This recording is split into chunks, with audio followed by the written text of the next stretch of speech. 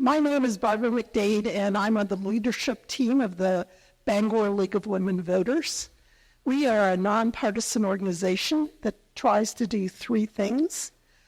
We try to educate people on how government works and what the election issues are.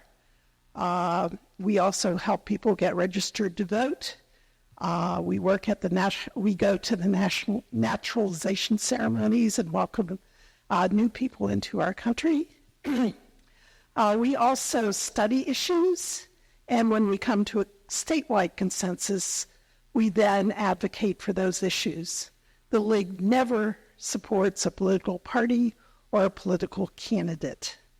We do, however, do issues. So, the forum tonight will be available. It is being recorded by Jillian Whitney, and thank you very much for doing that.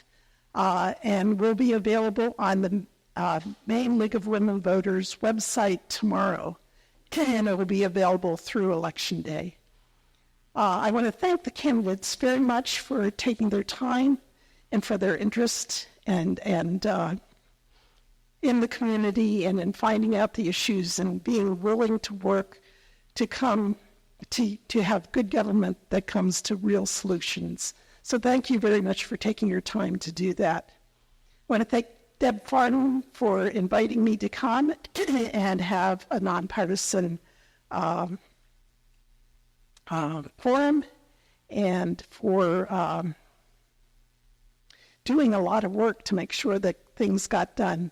Generally, we work with another sponsor, like a library or town hall, and we did work a little bit with the town here and with the high school, and I appreciate the high school for their help too, very much.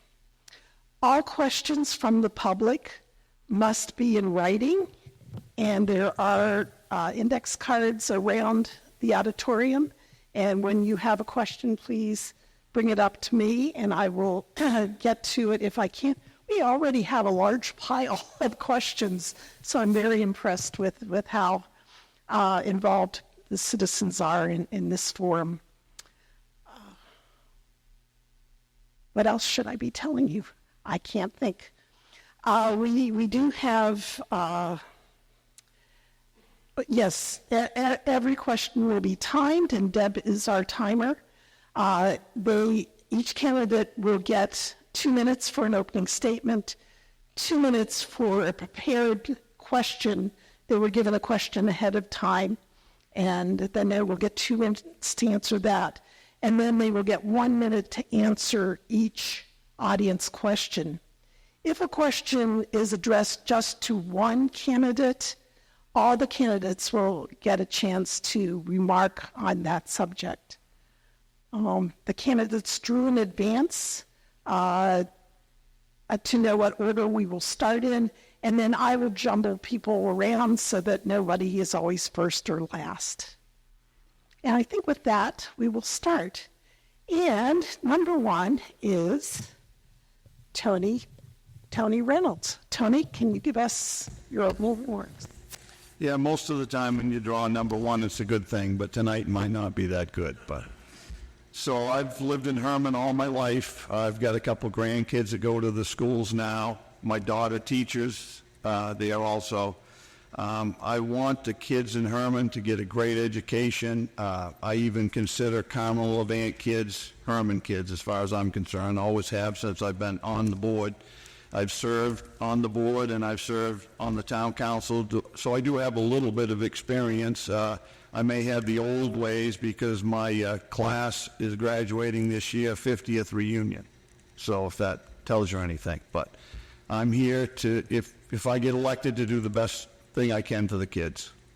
And also I'd like to make sure we protect the teachers and the administrators. I think that's very important. They went through COVID for us, and I think we owe it to them to do the best we can.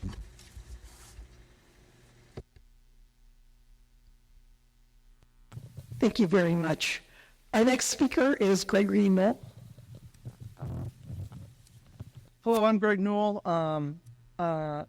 Hermon resident since 2021, and me and my wife have 2 kids in the middle school. I'm a retired combat veteran of the Army. I had 22 years of active duty service. I was in the military intelligence field. I worked in primarily technology maintenance. The last 5 years of my career, I was a instructor, course writer, and technical writer. I grew up down in southern Maine, and me and my family have been all over the country. I've traveled all over the world for the Army. When we came back, we wanted to come back to Maine, and we found Hermon, and we fell in love with it. I'm actively involved in the schools. I've assisted the IT department with their 20 years worth of old hardware, helping getting that organized so they could turn it in. I'm part of the middle school parent advisory council as the treasurer, where I've done that for several years now. We do lots of activities in the middle school and for the kids and the teachers. I have also substituted in all 3 schools. I have, I've taught K through 12, the music, PE, art. I've helped subbed in the resource rooms and special education. I've also been part of the school committee's technology subcommittee, and I really love being in part of the school and the community, and I'm looking now to take the next step and hopefully be part of the school committee. Thank you. Getting to the center. No, You're allowed. Regina Leonard. Hi there. I'm Regina Leonard, and I've lived in Hermon for 19 years with my husband, and I have 2 children. My older son went through all 3 of the schools here and now serves in the military, and my son Cooper will be in high school next year. I moved here for a reason. I love this town. I was part of the group that helped get the football program running and up off the ground, and I'm so proud to see how far that's come, especially recently with the turf field. Myself and another mother started the tailgate competition and the chili competition that you see, and it warms my heart to see how big that's gotten and how it unites our town. I've been a business owner for 15 years, and I also was a national educator for a global company where I traveled over the country helping professionals that wanted to further their career by gaining new skills. I recently graduated college and have started a new career to kind of simplify my life to give me more time with my family. As you all know, COVID was hard on businesses, and I just decided it was time to simplify my life a little bit.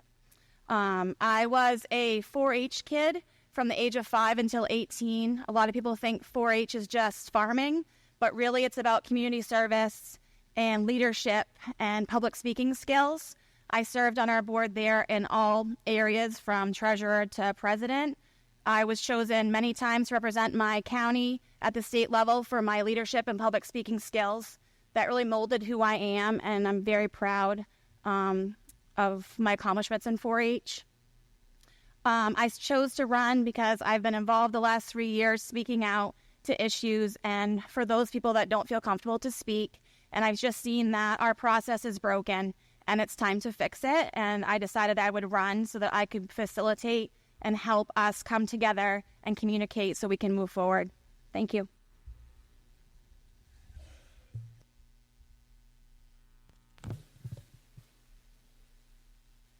And Stephanie Euler. My name is Stephanie Euler.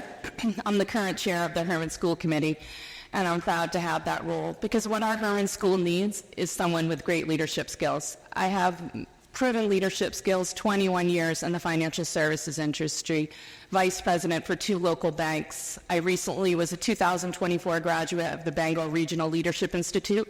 I was 2024 Friends of Education award, of which my daughter went on stage and accepted for me, which made me so proud. I have proven leadership within our community, and that's important for our community. Stability is really, really going to be key. Making sure that you have the ability to solve problems, support administration, teachers, children, and parents. Our town needs that stability. They need someone with proven leadership to be able to continue to move us forward. I thought, why am I even sitting here, and why did I even involve myself in the school committee, quite frankly? And I remember 3 years ago, I wasn't impressed with the education that my kids were getting in 2020, but who really was impressed with how anything went at that point. And what I taught my children was we have two options. We can complain, or we can try to be part of the solution. I proved to my kids to be part of the solution. I've volunteered in my kids' classrooms since in kindergarten. I wanted to be involved. I wanted the teachers to know who I am. I wanted to make an impact on other students. I brought the Junior Achievement Program back to our town of Hermon, of which I'm so proud of. Financial literacy isn't taught enough. I have taught the 3rd grade, the 4th grade, the 5th grade, the high schoolers. It is an amazing opportunity to go in and be able to teach financial literacy. That's what leaders do. We set an example for the children in our district. I'm a proven leader, and I look forward to the opportunity to continuing and moving forward.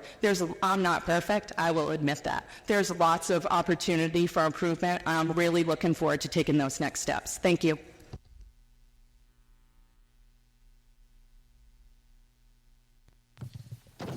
And the question every candidate received beforehand was, what do you think is the most pressing problems the students in our area face?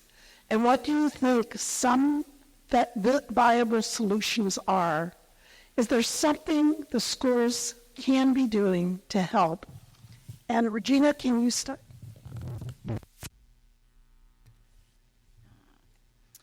So I think that, is that on? It is? Okay. I think that we can all agree that we want the best education for our children. I think that there are a multitude of issues that are wrong. The mental health of our children is really important, and we've seen the decline in that in the schools since COVID. I think that our test scores need to be improved. I think we need to support our teachers.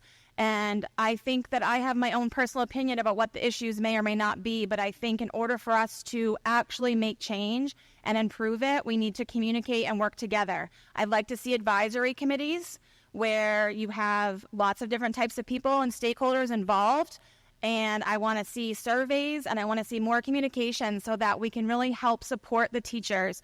I was a hairdresser for 15 years. I have a lot of teachers that have sat in my chair, and as you know, they'll tell their hairdresser anything.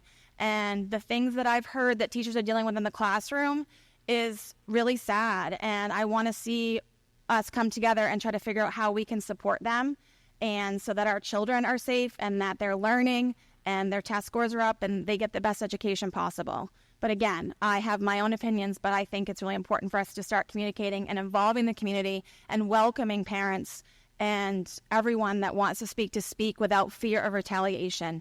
And that's the only way we're going to move forward.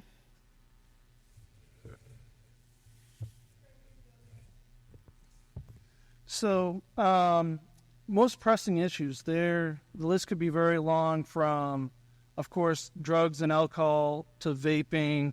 I think one of the big things today, as Regina said, is mental health. Cyberbullying is a major problem these days, that, kids feel free to say almost anything to another student over the phone because they don't have to say it to their face. I think we really need to help educate the kids on how to deal with that cyberbullying. I think school counselors is a great place for them to go to help get help. I know this school has a great this school, this high school has a great principal. He's done quite a bit. In the big scheme of things, Mr. Walsh has done a great job with having the kids go to UTC, which is the United Technology Center, getting kids that might not want to go to college a different avenue. I know he has been instrumental in helping kids get college education here in the school. I think he's done a wonderful job, but I would agree with Regina that we need to be a community, work with citizens, parents, administrators, teachers, and help these students today and move them forward. Thank you. Yeah, so I had my own ideas on what I thought it was, and social media pressure was one of them. But I did some research. I thought it was important to reach out to each administrator in the school and see what they felt the pressing issues were as well.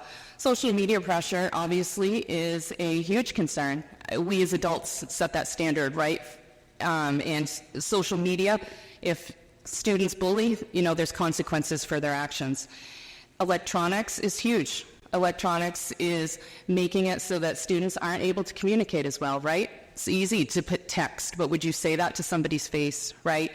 So lower social skills, academic progress is down because of phones. Overuse of video games and technology is an issue. It impacts our reading. So what is it that PADS is doing? They're providing additional resources for our students and reading resources. Behavioral and emotional is obviously a concern. That's why that was one of the topics that we had brought forward in the school committee meetings last year. It was important to hear from our counselors, important to hear that we involve parents. We have outside resources that we contract with, because good luck trying to find a resource if you're going out on your own. The fact that the staff and the administration partners together with those resources is really invaluable to our students, and we're very, very lucky. Focusing on positive behavior interventions is huge, right? We can always focus on the negative, but how about if we try to turn it around by letting the kids know what they're doing, right? Not taking education seriously. Focusing on the curriculum is really going to be huge, and having a full-time curriculum coordinator and collaborating and coordinating with her is going to be key. Looking for innovative ways of teaching. The days of typing are over. Artificial intelligence is here. There's new ways of teaching, really engaging and looking for new opportunities and ways to teach the students. It's okay. Food insecurity is one thing that wasn't mentioned, although everything else has been said. Financial aid to colleges, Hermon does a great job. We need to keep working on that. All the classes that you get now to put toward college certainly helps with that aspect. Social media, one of the big ones. We could go on and on for hours on that. The other thing is, when I was a kid, I never knew what I wanted to be. I never knew exactly what school I wanted to go to. That's something that we really need to look at, and if there's a way to help kids either to further their education or even the job skills that they need to continue on with life.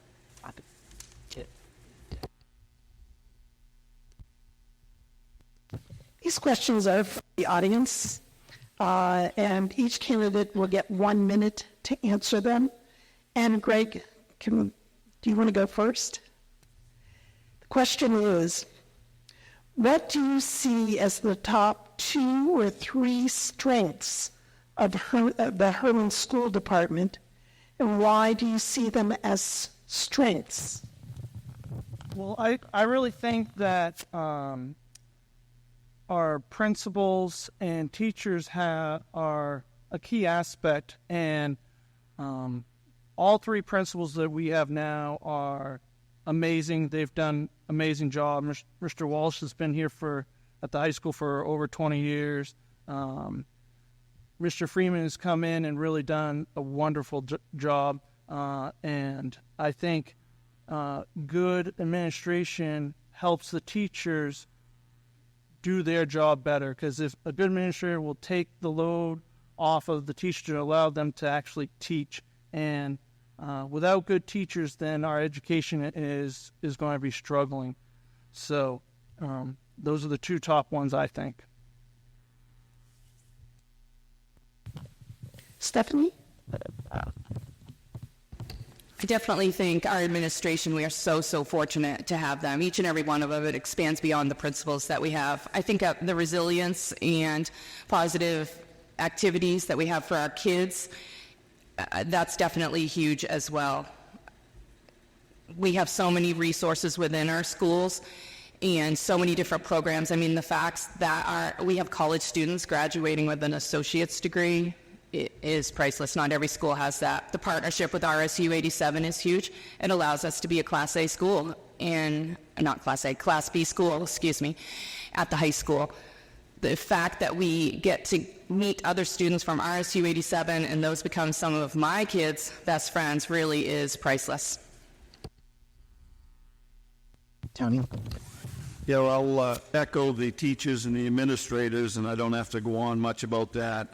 Extracurricular activities are very, very important to all students and to shape their lives. And I got to throw in the bus transportation because I don't want to leave the bus drivers out.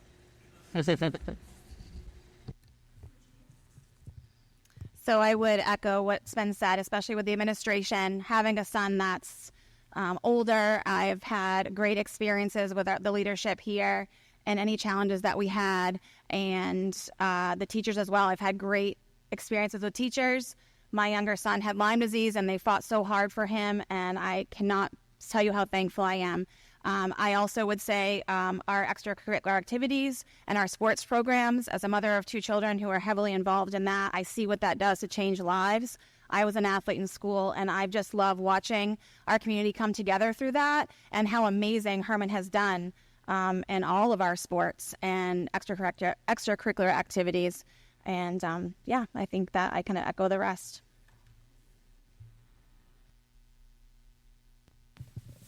Stephanie, this is our next question. Hermon has had a long contractual arrangement with the towns of Carmel and Levant. They pay tuition for their high school students to come to Hermon High. What is your opinion of continuing this arrangement? That's easy. It's a no-brainer. We are so fortunate, like I just mentioned, to have RSU 87 in our district. The fact that all their students come, I mean, you should all note, class of 2024 valedictorian is from RSU 87. That says a lot. I think it provides our kids such an opportunity to be able to meet additional students, and I think that that partnership is huge and should definitely be something that's continued. They provide a lot of dollars. They send a lot of students into our district, and we are very, very fortunate to have them. And I'm very fortunate for the expertise that we have on the school committee from their members as well. Greg, do you want to, may I call you Greg? Okay. And do you want to go next, and would you like me to reread the question? No, I remember it. Thank you. So RSU 87, I think their students are an asset. What determines whether they come here or not is really not up to the Hermon School Committee. It's up to their town on whether they want to continue to send their students here. They'll be more than welcome to come if they decide to continue that. Again, that's a contract basis between RSU 87 and the Hermon School Department. So I think it's a great asset. But again, that's not up for the Hermon School Committee to tell RSU 87 what to do and where to go. So, but they'll always be welcome here. Thank you. Thank you. Tony, would you like me to repeat the question, or do you? No, that's okay. That's fine. I was involved in contract negotiation with then SAD 23, and it was a 10-year contract. And when we went through those negotiations, it was very important that we had SAD 23, now RSU 87, because Hermon, even back then, didn't want to be a Class D school. We've done a lot. I think people are forgetting we've built a new track now. We have a football team now. It would be pretty sad to have to fire half of our teachers and go back to a Class D school.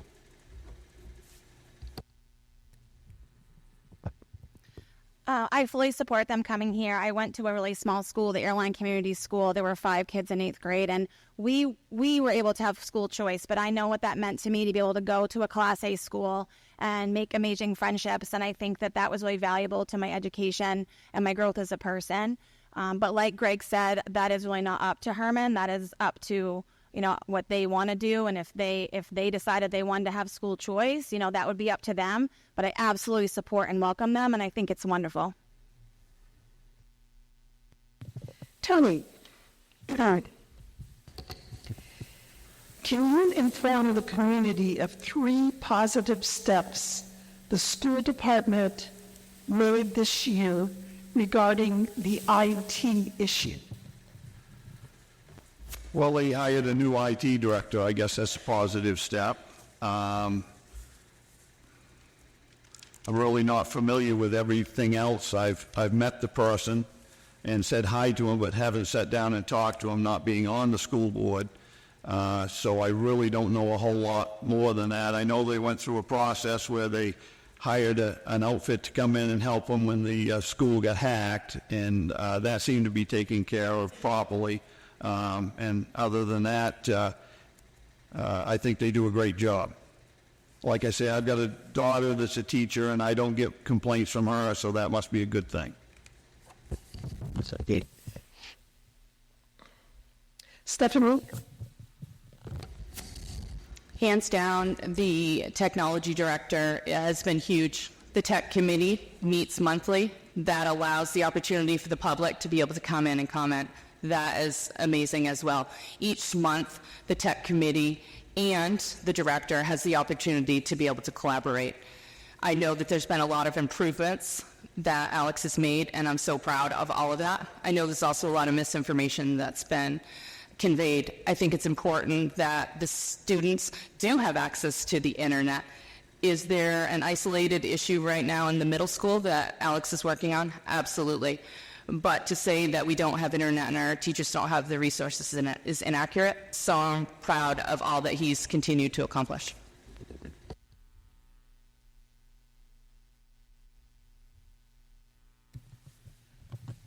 Yeah, so 3 positive steps for IT. I think IT has had a very difficult time over the past year, especially with the FCC investigation on it.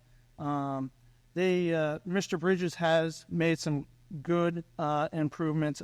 I'm really glad on his choice to go to Chromebooks. That's something that a lot of the other schools in the district uses.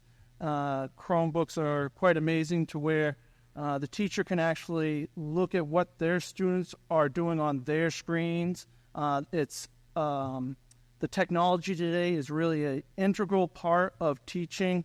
I think he has done a good job with trying to fix the wireless and the internet, and finally getting off the $4,000 a month IT bill and going to the main system is a great step forward. Thank you.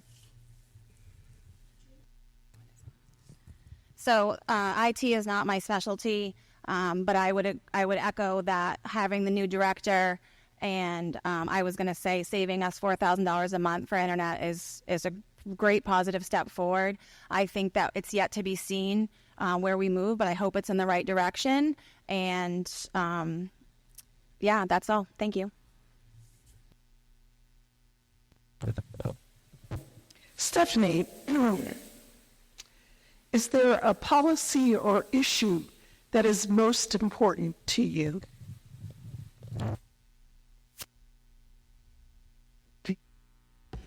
I'm thinking about that one because I think that they're all important, but there's one that's currently being brought forward, and I think it's very, very important because, as I mentioned, our students have a code of conduct, and we have a level that we expect them to perform at. I think it's important for the school committee to be able to set an example, and especially going forward for all of us, looking in the mirror, to follow a code of ethics. Accountability is huge. That starts with us as adults. We got to be role models for our students.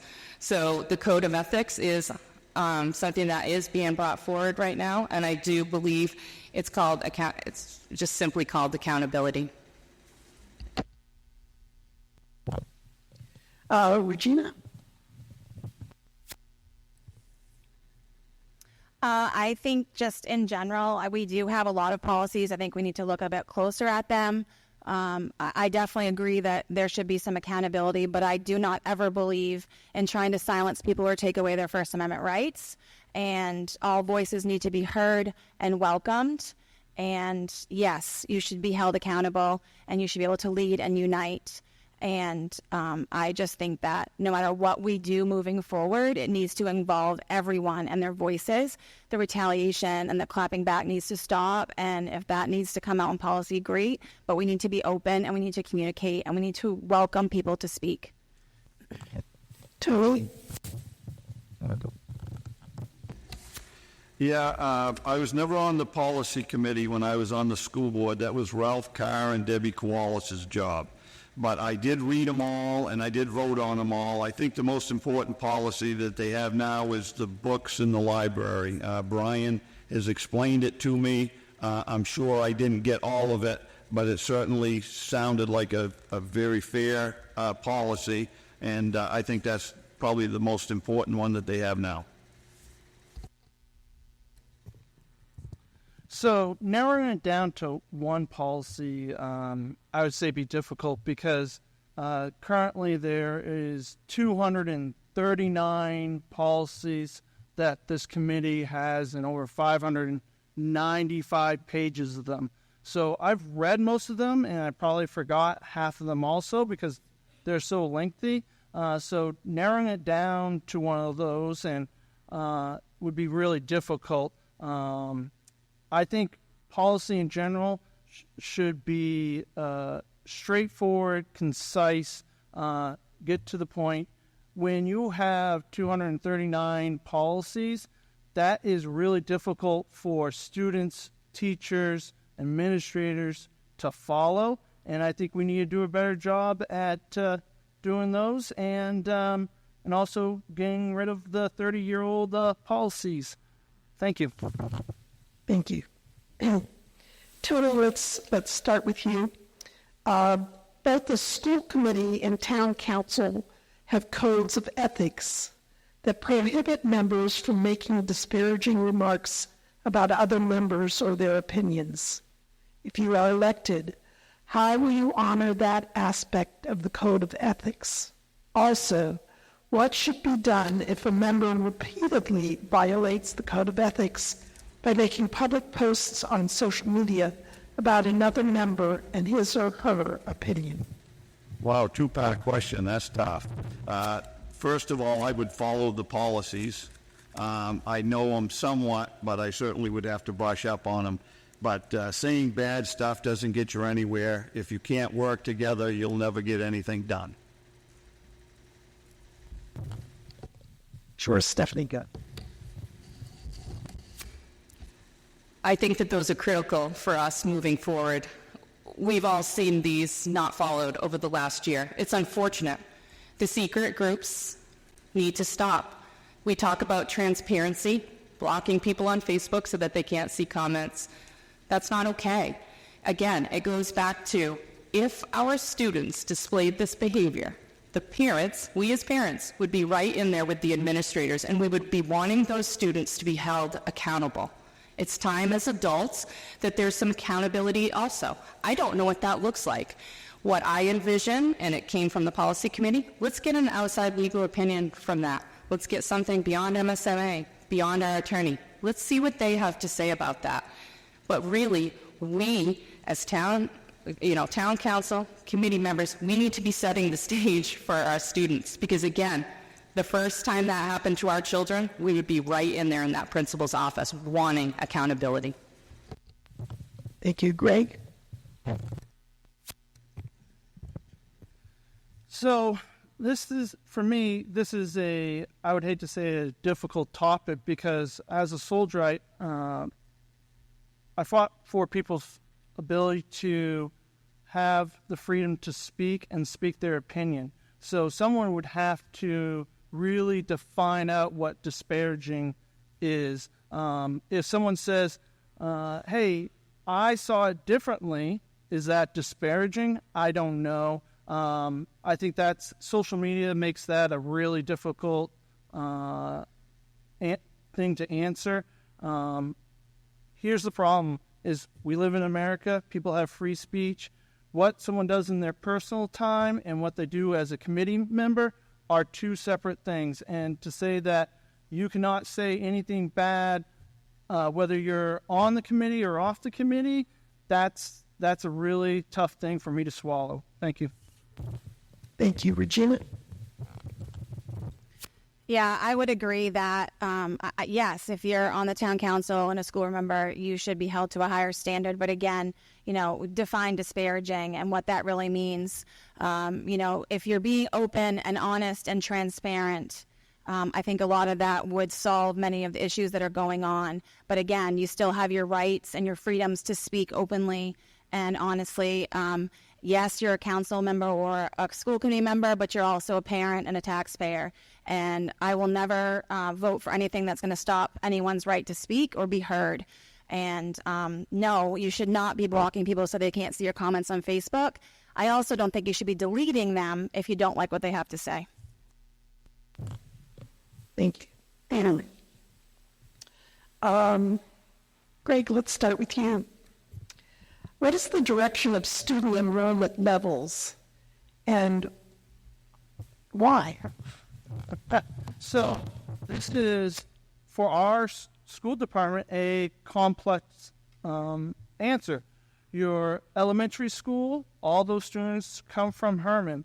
Same with middle school. When you get to the high school, now you bring in Levant and Carmel. So, for example, if Hermon becomes too expensive or Bangor becomes too expensive to live, people are going to move further out. They're going to move into Carmel, Levant. That's going to then affect student enrollment here. If Carmel, RSU 87 goes to school choice, that's going to affect the enrollment here at the school also. I think the quality of education affects where people go, and also what after-school activities, sports, or other like drama or those activities also affect where students go. Thank you. Stephanie? That's something that we've been continuing to monitor over the last 3 years for sure. Analyzing ratios in especially PADS is crucial, right? And so we've had to add additional teachers because of that and keep a very reasonable budget. You haven't seen great increases, right? I know at the high school, if we didn't send students to UTC and have them have the ability to do online college, our high school could potentially be overfilled. So the fact that we send students to UTC is huge. I think it also needs to be looked at as collaboration at the town level. How many building permits are we issuing? How many developments are we growing, right?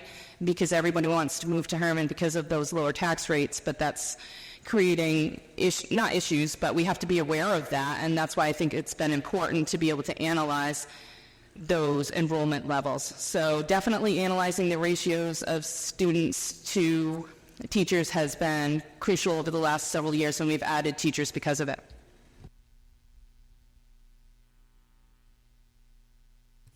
One of the things that I really would like us to look more into is that our enrollment is down. And we heard Mr. Walsh at a meeting say that it was concerning, that it was the biggest drop since 2006. I would like to know why. Is it because they're moving out of town? Is it because they're homeschooling and they're pulling their kids to go to private Christian schools? I'd like us to know why so we can address those issues and we can improve upon them. I think it's really important. And at the same time, we've got the elementary school that's growing and the numbers are getting bigger because of everyone moving into town and building, then we need to be looking at what does that look like when they get to high school, and what does classroom size look like? Is the high school going to be big enough to hold all the students? And again, if, like he said, if RSU goes to school choice, that will affect enrollment. There's a lot of factors. I think we need to look at it a little bit closer.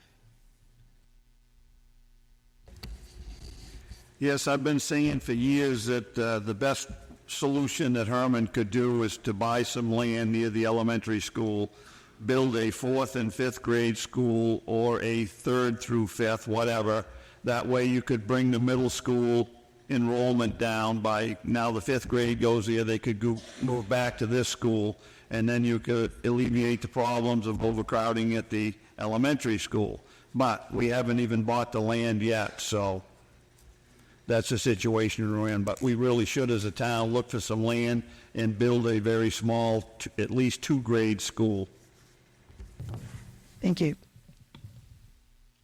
This is a follow-up for a question from before. It says, Greg and Regina, Greg, we'll start with you. Can you clarify, will you follow the code of ethics regarding not disparaging other members and/or their opinions? Yes, I will follow that rule. But again, it goes back to the definition of disparaging. If someone says something and I disagree with them, I lay out documents, for example, from the school on, hey, the school network is really safe, and I present a document from the review that the superintendent did that says we have a ton of issues. Is that disparaging? Am I making the other person look bad because I showed them that they were giving incorrect facts? So again, I will follow the rules. In the military, I had very defined set rules for conduct and what I could do and what I couldn't do. So I will have no problem following them. Thank you, Regina. There is a current code of ethics, and yes, absolutely, I will follow it. But again, it goes back to you need to define disparaging. And I will keep reiterating that your First Amendment right is important and your right to speak is important. Yes, you need to hold yourself to a higher standard, but it doesn't take away your rights as an American citizen. And this goes back to us starting to communicate and starting to listen to each other. I think we agree a lot more than we realize if we would just start listening. And I think that social media is a useful tool, and I think it has been great for us to be able to put information out there, but none of this would have to happen if we were being honest and transparent and giving the taxpayers and parents the rights to speak without fear of retaliation. So yes, I will follow the current code of ethics. Thank you. Stephanie, would you like to comment?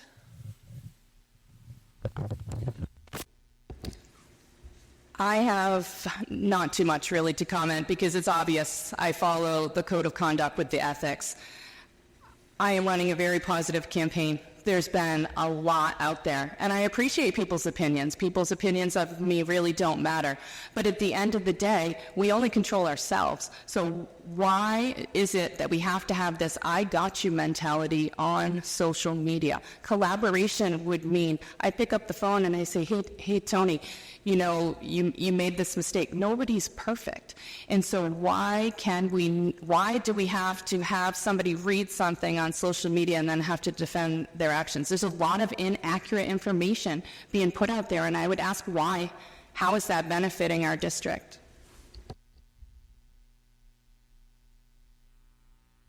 Do you want me to answer too? Yeah, I said before I would go with the code of ethics, but another thing is some people think that if you don't agree with them, you're not listening, and I'm certainly not saying this bad about anybody, but sometimes people just don't agree. It doesn't matter how much you talk to them. It doesn't matter how much you give your opinion and back up all your casework or whatever you've got. They just don't agree with you, so you have to learn to move on after that. Hopefully, at least a majority of the board will agree one way or the other, or you're just going to sit there with a stalemate. Regina, we have asked several questions, and I'll try to put them all together. What do you think about the lack of physical activity options in the middle school? Generally, only 2 months of the year and no outdoor athletic facilities for recess or breaks, but also going in, what is the importance of athletics and extracurricular activities?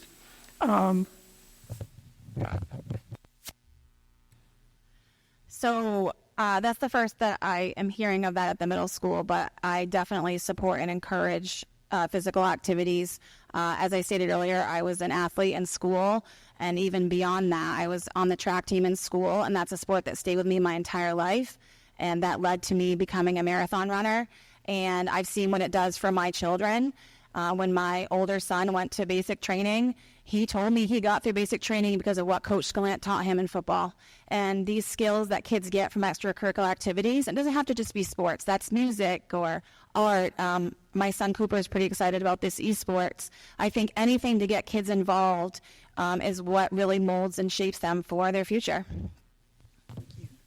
Stephanie? Extracurricular activities are really key. It's an opportunity for students to be able to get new friends, collaborate, and in fact, even this week, we did listen to parents and we had a concern about parents reaching out. Why are middle school sports not in the playoff leagues? Great question. Let's follow the appropriate channels and then let's reach out to the athletic director and find out why. And because some of our neighbors, they are in playoff leagues. Well, the reason is because the league that we're in allows an opportunity for more games. But so we do listen to the parents and we do explore and see why is it, and this is a perfect example of the middle school extracurriculars. So extracurricular activities are key and absolutely crucial. I'd love to see even more activities. Yeah, I'm sure it's got something to do maybe financially too. Anytime you have to hire extra referees or extra coaches and stuff like that. But I'm all for sports, as everybody knows, and I would do whatever I could to make sure the kids get out and do whatever they can with activity. Could you, I think I heard the question correctly, but could you say it one more time, please? What do you think about the lack of physical activity options in the middle school? Gym only 2 months a year and no outdoor athletic fields for recess or breaks. And what is the importance of athletics and extracurricular activities in school engagement and performance? So this is obviously a very multifaceted question. So one, I'm not sure a lot of people know, but the 5th grade is still considered elementary school, so they do get recess. At 6th, 7th, and 8th grade, they are no longer get recess. Now, I know Mr. Freeman and the teachers have worked to try to get the students out during study hall, to get them walking around the school, to get some physical activity. I know basketball does happen in the gym quite often. My kids like cross country. They run out through the woods out towards the high school. This year, now that we have a track, the coaches worked together with the high school coach and came over and ran on the track. So I think athletics and getting out there and doing those type of activities is important. Thank you. Depending on how fast you answer this question, this may be the last question before your closing statements. And it is, we live in a digital electronic world. What are your concerns regarding information technology and the impact on our children as it is currently available in our school system? And Greg, let's start with you. So I will try to fit this all in 1 minute. So as someone who did a lot of technology for the Army, I was on with a group that DOD went out and we analyzed school units. We have to have a robust IT. This school has had a ransomware attack. During that ransomware attack, we had 20-year-old servers, staff using very old software, outdated, no antivirus across the district. Now, I'm just not making all this stuff up. You can actually read this in the assessment that Mr. Grant had the company come and do. So we have to do better with technology. There are too many bullies, cyber stuff out there that will go after kids real easy. So we have to protect them, and we have to have a robust and safe network. Thank you. Stephanie? Could you repeat the question again? I may have misunderstood it. I thought you were referencing technology devices and the impact to our kids for education. We live in a digital electronic world. What are your concerns regarding information technology and the impact on our children as it is currently available in our school system? So I was going to approach it from the angle of devices being within the classrooms and accessibility to what students have. We heard from each one of our administrators that it's a concern that students are on their devices and it's impacting learning. So I have a great concern. I also know at PADS, they're using iPads, right? Guess what? There's some students that don't have access to an iPad at home, so they're not as familiar with utilizing that technology. So I think it's important to make sure that all of our students have access to know how to use the technology that they have, and I think it's important for us to monitor what they have access to and make sure that we're also teaching the old school way too, to learn how to read better. Regina? I think that we most definitely live in a technological world, and we need to make sure moving forward that we're doing the right things with our technology department to keep the technology that we do have safe so that we as parents can trust it and not have to fear that. And I am hoping we're moving in the right direction. I think that in this world, we've got to be in the cutting edge of giving all of the access we can to our children, because this is the world we live in and the world that they're entering. I also think it would be great if there was some way we could set up something to help parents, because I know I could use it as far as helping to be able to keep the kids safe at home, because it's changing all of the time. And I think it'd be helpful so, parents at home can know and be educated too, because a lot of us are, more old school, and we also don't know how to keep them safe at home. It changes all the time. So, thank you. Yeah, if I answer this slow enough, is this the last question? Yeah, I like. So with artificial intelligence, I wouldn't have had to use the Funkin' Wagnall encyclopedias back when I was in school to do my reports and stuff, so I think that's great. But I think the kids need to use all the technology they can get their hands on, and if we could go back to one of my earlier answers, kids that don't know what they want to do in life, they ought to make sure they're in IT somehow, because that's going to last forever. Wow. Stephanie, let's start with you. What is your opinion of the standardized test results for Hermon? Should they be better? If so, how could the results be improved? Is it the hiring process, teaching methods, recognition, compensation, or other? I think now that we have the full-time curriculum coordinator, that's really going to be key. I know that she's added additional information to our packet in the June committee, and she's going to speak further in July. I think really utilizing our curriculum coordinator is going to be key. Those scores can be tricky, especially in high school. I have one student that takes them very, very seriously, and then one of my children buzzed right through and did it about as quick as possible. So I think it can be hard at certain ages to really gauge the accuracy of those reports. But there's lots of opportunity for us to improve. There's been no questions about that, and it's time for us to get back and focus on the curriculum, the education of our students. That's what we're all here for, and that's what the number one main focus needs to be moving forward. So I have great concerns over the scores, and I look forward to coming up with solutions to move forward. Yeah, I'm just taking a wild guess, but I'm assuming COVID had a little catch up on this to work into the system we're in now. But I think we need to do everything possible to improve the scores, but we also need to do everything possible to make our kids smarter. And if their score test isn't as accurate or as good as what we'd like, as long as the kids are getting the right education, they'll do just fine. I think that our test scores are concerning, and you can look back over the last 30 years where Maine's test scores were some of the top in the nation until recently. We're on the bottom, and that's concerning. But again, it goes back to kind of the first question. We need to figure out why. And is that because the teachers don't have the time to focus to teach the kids in the classroom because of all of the other issues they're dealing with in the classroom? So one of the solutions is we've got to figure out really why that is and what we can do to let the teachers focus on teaching the kids.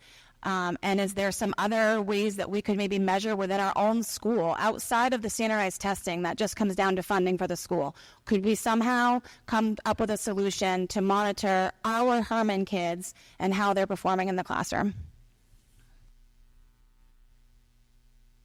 That's all right. So, like when I went through school, I did testing on a piece of paper, filled in boxes, read it, wrote out something. I'm not sure if everyone knows, but kids do their standardized testing on laptops now.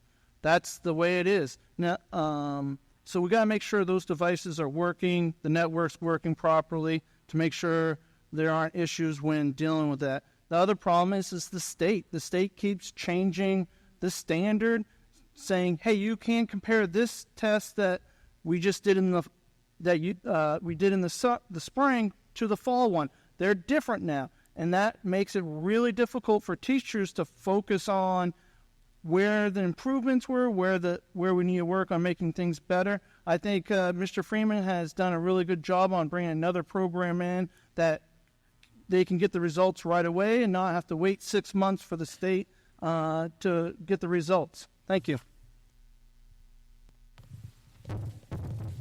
I still have a pile of questions that we didn't get to, and I'm sorry. I am delighted that people have this many questions for the school committee members. Please ask your questions to the individual candidates, and please go out and vote. But now we have 2 minutes for each candidate to give their closing statement. And I think we'll go in the order that we started. Tony, please. One thing, I just got my memory jogged, and I spent a lot of time with the Maine learning results back in the day. We spent, I don't know, at least 50 meetings on this for the state, and then the state eventually dropped it. So Greg's right, the state needs to get their act together when it comes to that stuff. But my closing statement actually is, please vote for me, and I'll do the best thing I can for the kids in this town and Carmel-Levant and surrounding towns that also go. Thank you. Well, that was fast. Thank you. Greg? Yeah, so thank you for all coming out. I appreciate it. Thank you for the questions. Some of them were really difficult, but difficult questions are good to hear and gets people thinking. One of the things I wanted to hopefully get in and wasn't able to is that I'd really like to see us hire a technology integration specialist to help the teachers specifically work with technology and building lesson plans, because, again, everyone knows that if your computer work goes down, everything comes to a grinding halt. And we need to have a specialist in here to help teachers build those lessons plans into technology and use it really well. I've been going to all the meetings for the past few years, even the subcommittee meetings. I've been actively involved in the schools, and I hope when it comes voting day that you'll consider me. Thank you.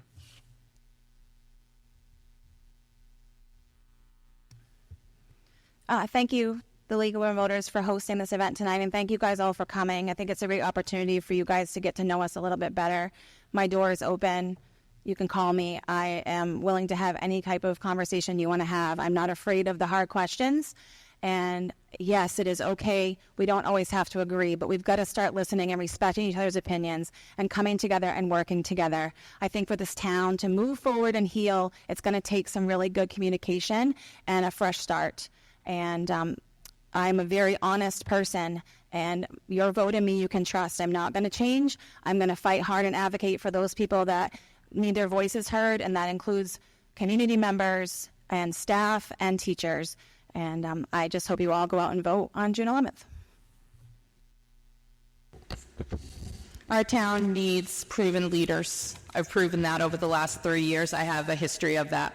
I'm 100% there for the education of the kids. There's no question. If I wasn't there for the education for the kids, I wouldn't be volunteering countless hours doing it. That's what we're all there for. we need to have a unified vision amongst all three schools. Each school has one vision. How about if we collaborate together and get a unified vision? We need to collaborate with the town. Having the town be part of the budget process has been crucial. Those are the steps that we need to make to be able to collaborate and move forward. Our town needs stability. This election is important for our town. I think it's very important to have somebody that supports the students, administration, parents, is willing to listen when people come with problems and look to solve those problems. Collaboration is going to be key. We don't need to have personal agendas. At the end of the day, none of us have all the answers. None of us are perfect. And I welcome ideas from other committee members. So at the end of the day, we need somebody with proven leadership and stability. That's what our town needs to continue to move forward. We've made a lot of progress, and it's not an opportunity to step back. It's an opportunity to continue to move forward. Thank you very much. Schools are important, education is important, teachers are important, and students are our future, and we need them to be educated. Please vote on June 11th. Thank you, candidates, very much.